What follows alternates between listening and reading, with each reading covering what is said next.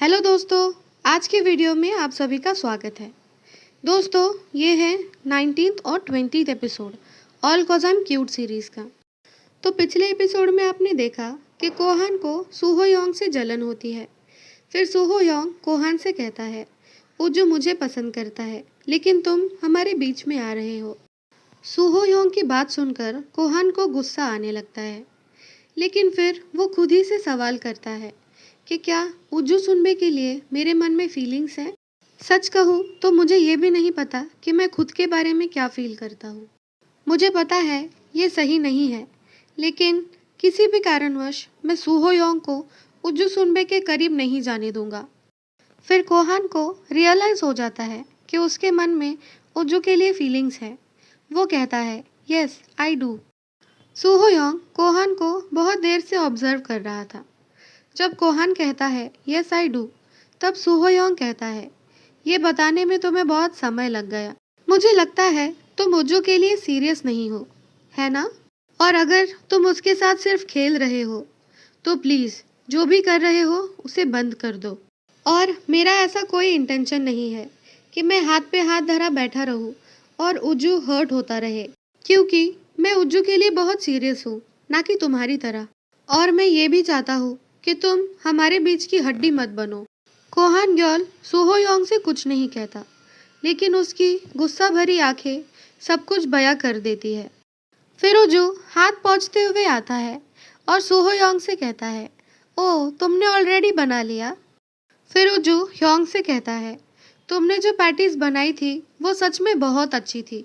फिर योंग उज्जू से कहता है, फर्स्ट टाइम के हिसाब से तुमने भी बहुत अच्छा काम किया उज्जू, गुड जॉब। उज्जू और योंग आपस में बातें कर रहे थे, लेकिन साथ में खड़ा कोहान उसे बिल्कुल अच्छा नहीं लग रहा था ये सब। फिर कोहान अपने मन में कहता है, ठीक है, मैंने ये सब आउट ऑफ क्यूरियोसिटी स्टार्ट किया था, और ये भी सच है कि मुझे उन दोनों को साथ में लाने के लिए मदद भी करनी है, लेकिन इस चीज़ से मुझे इतनी प्रॉब्लम क्यों हो रही है? कोहान अपने गले पर हाथ रखते हुए कहता है, मुझे ये सब बिल्कुल पसंद नहीं आ रहा। कुछ भी हो जाए, मुझे बस उज्जू सुनबे चाहिए। फिर कोहान का सेल फोन वाइब्रेट होता है। वो चेक करता है तो उसे ली एजी का मैसेज आया हुआ था। ली एजी वही लड़की है जिससे कोहान फैमिली डिनर के टाइम पे मिला था। ये जी मैसेज में लिखती है, मैं तुम्हें रिमाइंड करना चाहती हूँ हमारे आज के डिनर के बारे में। फिर कोहान मोबाइल की ओर देखते हुए कहता है, हमेशा की तरह। फिर उज्जू कोहान के कंधे पर हाथ रखता है और कहता है, क्या हुआ, तुम्हें पैटीज बनाने में मुश्किल आ रही है क्या?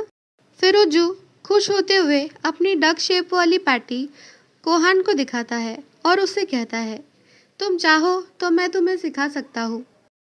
फिर कोहान हंसने लगता है और उज्जू से कहता है, मैं तुमसे अच्छी पैटी बना सकता हूँ सुनबे। कोहान का सेल फोन फिर से वाइब्रेट होता है। वो अपने मन में कहता है, भूल जाओ यार, और वैसे भी पापा ने ही मुझे इस डिनर अरेंजमेंट के लिए फोर्स किया है। फिर कोहान उज्जू और योंग को साथ में बातें करता देख अपने मन में कहता है, इसके अलावा मेरा ऐसा कोई इरादा नहीं है कि मैं इन दोनों को अकेले छोड़ के चला जाऊं। फिर योंग उज्जू से कहता है, क्या सारे इंग्रेडिएंट्स सेट हो गए? फिर कोहान इंटरफेयर करते हुए कहता है, ठीक है, फिर सुनबे और मैं टेबल सेट करेंगे। उज्जू क्लूलेस होकर कोहान की तरफ देखता है। कोहान उज्जू के कंधे पर हाथ रखता है और उससे कहता है, अपना ख्याल रखना सुनबे, कहीं कोई डिश ना टूट जाए। फिर उज्जू कोहान की तरफ देखता है और उससे कहता है, क्या तुम्हें मैं क्लमजी लगता हूँ? तुम आखिर मुझे समझते क्या हो? फिर कोहान उज्जू की ओर देखकर हंसता है और कहता है, क्या सच में? फिर कोहान उज्जू के दोनों कंधों पर हाथ रखता है और उसे वहां से ढकेलते हुए ले जाने लगता है और उससे कहता है, तो फिर चलो देखते हैं तुम कितना अच्छे से काम कर सकते हो। कोहान वहां से जाते हुए योंग को देखकर एक गुस्से वाला लुक देता है। फिर कोहान उज्जू से कहता है, चलो ये काम का समय है। उज्जू उससे कहता है, ठीक है, लेकिन तुम मुझे धक्का मत दो। योंग वहीं पर खड़ा उन दोनों को देख रहा था। फिर उज्जू कोहान से कहता है, सेम गोज विथ यू, देखना कि तुम्हारे हाथ से भी कोई प्लेट छूट ना जाए, ठीक है? फिर कोहान हंसते हुए कहता है, क्या मैं? अगर मुझसे कोई छोटी गलती भी हुई ना, तो मैं तुम्हारी 100 विशेष पूरी कर दूंगा। फिर उज्जू खुश होते हुए कहता है, क्या सच में? कोहान कहता है, हाँ, लेकिन इसके बदले में अगर तुमसे भी कोई मिस्टेक हो गई तो तुम्हें भी मेरी विश पूरी करनी पड़ेगी। फिर उज्जू उसे हल्का धक्का देते हुए कहता है, हे, दैट्स नॉट फेयर। बेचारा सोहो योंग एक कोने में खड़ा लेफ्ट आउट फील कर रहा था। अब शाम ढल जाती है और कोहान अपने घर आ जाता है। जैसे ही वो घर में एंटर करता है तो उसके पिता उसे जोरदार थप्पड़ मार देते हैं और कहते हैं, ये जी ने मुझसे कहा कि तुमने उसके एक भी मैसेज का रिप्लाई नहीं दिया। क्या तुम्हें अंदाजा है वो अरेंजमेंट कितना इम्पोर्टेंट था? आखिर तुम खुद को समझते क्या हो? कोहान कुछ समय के लिए वैसे ही खड़ा रहता है और फिर कहता है, पापा, मैं अपनी ओर से बहुत कोशिश कर रहा हूँ। I am trying my best. Kohan अपने डैड के सामने कभी कुछ नहीं कह पाता था, लेकिन उसके मन में बहुत गुस्सा भरा हुआ था। वो अपने मन में चीखते हुए कहता है, पापा, आप मेरी लव लाइफ से दूर रहिए। अब मैं इससे ज़्यादा और सहन नहीं कर सकता। फिर कोहान के डैड कहते हैं, ये सब तुम्हारी भलाई के लिए है और तुमने हमें प्रॉमिस किया था कि ग्रेजुएशन होने तक तुम हमें शर्मिंदा नहीं करोगे। मुझे इस बात की कोई परवाह नहीं कि तुम ग्रेजुएशन के बाद क्या करोगे। अब जाओ और येजी से माफ़ी मांगो, वो भी कल के कल। नहीं तो मैं तुम्हें अब्रॉड भेज दूंगा। बेहतर यही होगा कि जो मैं कह रहा हूँ वो करो। कोहान अपना सिर झुकाकर उनकी सारी बातें सुन लेता है। अब सीन शिफ्ट हो जाता है। कोहान एक बार में बैठा हुआ था। वो ड्रिंक्स पे ड्रिंक्स लिए जा रहा था। कोहान पीते हुए कहता है, पता नहीं और कितने दिन मुझे ऐसी लाइफ जीनी पड़ेगी। फिर वो पैनिक करने लग जाता है। उसे सांस लेने में दिक्कत होती है। वो अपने शर्ट के कुछ बटन्स ओपन करने लग जाता है। तभी वो देखता है कि टेबल की एक तरफ डक का एक छोटा स्टिकर लगा हुआ था, जिसे देखकर उसे उज्जू की याद आ जाती है। कोहान को उज्जू की बहुत याद आ रही थी। वो कहता है, शायद सुनबे से मिलूंगा तो अच्छा लगेगा, और वो उसे कॉल करने लग जाता है। फिर जैसे ही उज्जू कॉल उठाता है, कोहान कहता है, सुनबे, क्या तुम यहाँ मुझसे मिलने आ सकते हो? उज्जू हाफता हुआ उस बार में पहुँचता है और दरवाज़ा खोलते हुए कहता है, कोहान ग्योल। वहीं पर बैठा कोहान उसे हाथ हिलाते हुए कहता है, उज्जू सुनबे, क्या तुम यहाँ पर दौड़ के आए हो? तुम्हारी सांस क्यों फूल रही है? फिर उज्जू कहता है, तो फ़ोन पर तुम्हारी आवाज़ कुछ ठीक नहीं लग रही थी। मुझे लगा तुम्हारे साथ कुछ हुआ है। फिर नशे में धुत कोहान मुस्कुराते हुए कहता है, वाओ, आई सी, तुम्हें मेरी कितनी परवाह है। फिर कोहान उज्जू से कहता है, सुन बे, यहाँ पर बैठ जाओ। उज्जू उसके बाजू में बैठ जाता है और उसे घूरने लगता है। वो धीरे से आसपास का माहौल टटोलता है और उससे कहता है, क्या तुम्हारे साथ कुछ हुआ है? फिर कोहान मुस्कुराते हुए अपने गाल पे हाथ रखता है और उससे कहता है, मैं तो बस तुम्हें देखना चाहता था। फिर वो अपने मन में कहता है, वाह, मुझे विश्वास नहीं हो रहा है। बस सुनबे का फेस देखकर ही मुझे अच्छा महसूस होने लगा है। फिर उज्जू कहता है, क्या तुम मुझसे क्यों मिलना चाहते थे? फिर कोहान मुस्कुराते हुए कहता है, थैंक यू सुनबे कि तुम मेरे लिए यहाँ पर आए। फिर उज्जू कोहान की तरफ देखता है और उससे कहता है, ज़रूर तुम्हारे साथ कुछ हुआ है।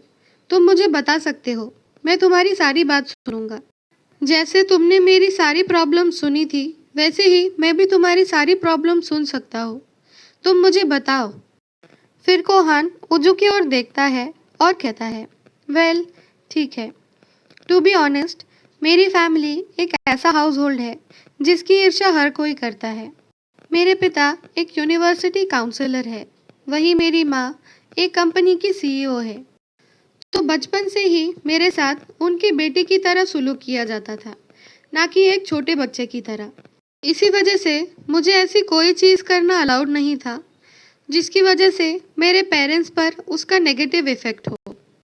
अब हमें कोहान के बचपन का सीन दिखाया जाता है, जहाँ पर वो अपना फुटबॉल हाथ में लिए दौड़ता हुआ आता है और खुश होते हुए कहता है, मॉम डैड, आज मैंने 2 गोल बनाए। फिर कोहान के माता पिता उसकी ओर गुस्से से देखते हैं और उसे कहते हैं, ये क्या हाल बना रखा है? क्या तुम्हें डाइनिंग एटिकेट्स नहीं पता? मिट्टी में खेलने की वजह से कोहान के हाथ पैर मिट्टी से सन गए थे और उसके कपड़े भी गंदे हो गए थे। इस वजह से उसके माँ बाप को शर्मिंदगी महसूस हुई। फिर कोहान की माँ गुस्से से उसका हाथ पकड़ती है और उसे घसीटते हुए उसके रूम तक ले जाती है। जाते हुए कोहान कहता है, माँ हाथ दुख रहा है। उसकी माँ कहती है, यहाँ आ जाओ। फिर उसकी माँ उसे रूम के अंदर ढकेल देती है। कोहान जमीन पर गिर जाता है और चिल्लाता है। फिर कोहान की माँ अपने सिर पर हाथ लगते हुए कहती है, मुझे विश्वास नहीं होता कि तुम कितने एम्बैरेसिंग हो और तुम्हारी इस फिल्थी साइड से हमें और एम्बैरेस करना बंद करो और तुम अपने रूम में ही रहो। कोहान अपने घुटनों पर बैठकर अपनी माँ से माफ़ी मांगने लगता है। मॉम, मुझे माफ़ कर दीजिए। I am sorry mom. Kohan की माँ उसकी कोई बात नहीं सुनती और वो दरवाज़ा पटक कर वहाँ से निकल जाती है। अब कोहान एक टीनेजर था। सामने बैठा हुआ आदमी कहता है, इस बार तुम फेल हो गए सबसे ज़्यादा नंबर लाने में। फिर उसके घर पर उसके पापा उससे कहते हैं, तुम्हारे पास हर सब्जेक्ट के लिए एक ट्यूटर होने के बाद भी तुम। कोहान कहता है, आई एम सॉरी पापा। उसके पापा कहते हैं, अगर इस रेट से चलता रहा तो तुम बिल्कुल डिजर्व नहीं करते हमारा बेटा कहलाने के लिए। कोहान चुपचाप जमीन की ओर देखता है। उसके पापा कहते हैं, मैं आज ही तुम्हारे लिए दूसरा ट्यूटर ढूंढता हूँ और आज से तुम्हारा बाहर आना जाना बंद। कोहान अपनी जिंदगी में बिल्कुल भी खुश नहीं था। येजी के साथ भी उसका रिश्ता इसलिए जोड़ा जा रहा था क्योंकि येजी के पिता उसके पिता के बिजनेस पार्टनर बनने वाले थे। येजी अमेरिका में ही पली बड़ी थी और वो ग्रेजुएशन करने के बाद कोरिया वापस लौटी थी, लेकिन कोहान को उसमें कोई भी इंटरेस्ट नहीं था। कोहान को अपने आसपास जितने भी लोग दिखते थे उन सबके चेहरों पर एक मुखौटा चढ़ा हुआ दिखता था। फिर एक वक्त ऐसा आया जब उसे अपने ही पेरेंट्स के साथ रहना बहुत अनकंफर्टेबल लगने लगा। कोहान को अपने पेरेंट्स की सारी बातें माननी पड़ती थी। इस वजह से आगे जाकर उसे कभी पता ही नहीं चला कि उसका ट्रू सेल्फ क्या है। At the end of the day वो मेरे पेरेंट्स हैं। मैंने वो सब कुछ किया जो उन्हें उनके बेटे से एक्सपेक्टेड था। मुझे लगता था कि जब तक मैं एक अडल्ट नहीं बन जाता तब तक ये सब ऐसे ही चलता रहेगा, लेकिन अडल्ट बनने के बाद भी सब कुछ वैसे ही चलता रहा। कोहान के पिता उसे थप्पड़ मारते हुए कहते हैं, तुमने अपना कान छिदवाया, ये करने की तुम्हारी हिम्मत भी कैसे हुई। फिर कोहान अपने फादर से कहता है, पापा अब मैं बड़ा हो गया हूँ, ये सारी चीज़ें मैं अपनी मर्जी से कर सकता हूँ।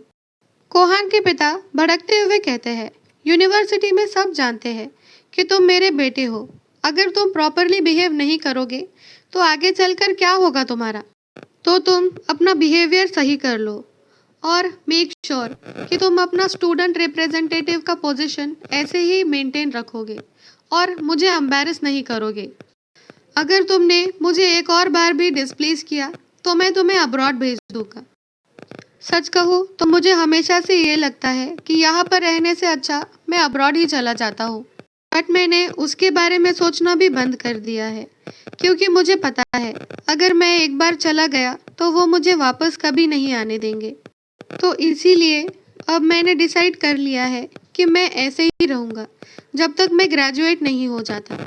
सच कहूँ तो स्टूडेंट रिप्रेजेंटेटिव होना भी बहुत पेनफुल है क्योंकि मुझे सबसे पोलाइटली बात करनी पड़ती है। मैं बस अपनी लाइफ अपनी मर्जी से जीना चाहता हूँ। फिर कोहान उज्जू की ओर देखते हुए कहता है, ऐसा लगता है कि ये पूरे कैंपेन का प्रॉब्लम है ना। फिर उज्जू कहता है, नो नॉट एट ऑल, मुझे ऐसा बिल्कुल नहीं लगा। और वो कोहान को हक करते हुए कहता है, ये तुम्हारे लिए आसान नहीं रहा होगा। फिर उज्जू कहता है, मुझे पता है झूठी ज़िंदगी जीना कितना मुश्किल होता है और मैं ये भी समझ सकता हूँ कि तुम अभी कैसा महसूस कर रहे हो और इट इज़ वेरी हार्ड कि हम किसी को कुछ भी नहीं कह पाते। फिर उज्जू कोहान से कहता है, जब भी हम दोनों साथ होंगे तुम वैसे ही रहना जैसा तुम रहना चाहते हो। फिर उज्जू अपनी बाहें फैलाते हुए कहता है, तुम मेरे साथ खुल के सांस ले सकते हो। कोहान के लिए उज्जू के वर्ड्स जादू से कम नहीं थे। कोहान अपने मन में कहता है, यू नो वॉट सुनबे, अभी मुझे ऐसा लग रहा है कि जैसे मेरा दिल फट जाएगा। और उज्जू के सर पे हाथ फेरते हुए कहता है, जो भी अनसर्टेनिटी मुझे फील हो रही थी वो अभी जैसे गायब हो गई है। कोहान इस फीलिंग को एक्सप्रेस करने के लिए उज्जू को किस करता है और उससे कहता है, आई लाइक यू उज्जू सुनबे। तो दोस्तों, आज के लिए बस इतना ही। मिलते हैं अगले वीडियो में। बाकी लाइक शेयर और कमेंट करना मत भूलना और ऐसे ही वीडियोस देखने के लिए मेरा चैनल सब्सक्राइब कर लेना। Thanks for watching.